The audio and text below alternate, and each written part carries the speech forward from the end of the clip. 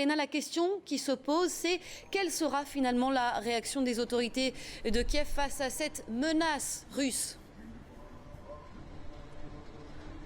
Eh bien, c'est ce qu'on attend de savoir ici aussi à Kiev, où les autorités sont en alerte maximale. En ce moment même, il y a une réunion extraordinaire du Conseil de sécurité ukrainien en présence du président par intérim et de tous les ministres. Une réunion où le Conseil pourrait voter l'instauration de l'état d'urgence en Ukraine. À ce moment-là, il faudrait ratifier ce vote demain au Parlement ukrainien. Le ministre ukrainien de la Défense, quant à lui, eh bien, il a nommé un nouveau commandant en chef pour les forces navales ukrainiennes et il a précisé que les troupes ukrainiennes basées en Crimée étaient en ce moment dans leur caserne en état de préparation militaire. Alors cela laisse ouverte l'hypothèse d'une entrée en action de ces troupes, alors même que jusqu'à présent l'Ukraine disait ne pas vouloir céder aux provocations de la Russie et aller au conflit armé. Donc justement, on attend de savoir ici à Kiev que va décider le Conseil de sécurité et quelles seront les décisions ukrainiennes. Une réaction à Kiev cet après-midi, celle de Vitali Klitschko, l'un des leaders de l'opposition qui a pris le pouvoir depuis la semaine dernière.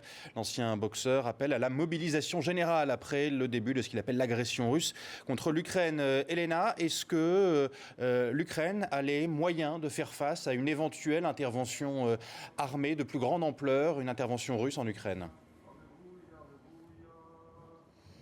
Alors écoutez, en termes numériques, l'armée russe est 10 fois supérieure à l'armée ukrainienne. Et on pourrait évoquer le scénario géorgien, lorsqu'en quelques jours, la Russie a véritablement écrasé les troupes géorgiennes en Ossétie du Sud pour finalement proclamer son indépendance jusqu'à ce qu'il y ait eu un cessez-le-feu. Alors quel scénario pour la Crimée? Est-ce que ce sera le scénario de l'Ossétie du Sud ou plutôt du territoire séparatiste géorgien d'Abkhazie où les troupes russes les troupes russes du coup étaient stationnées mais où il n'y a pas eu d'intervention pour arriver finalement au même résultat? On peut penser que l'Ukraine est bien consciente de sa faiblesse face à la Russie, surtout en ce moment où il y a une transition du pouvoir, où le nouveau gouvernement vient tout juste d'être formé et ce n'est pas pour rien que l'Ukraine en appelle aujourd'hui à la communauté internationale pour l'aider à résoudre ce conflit.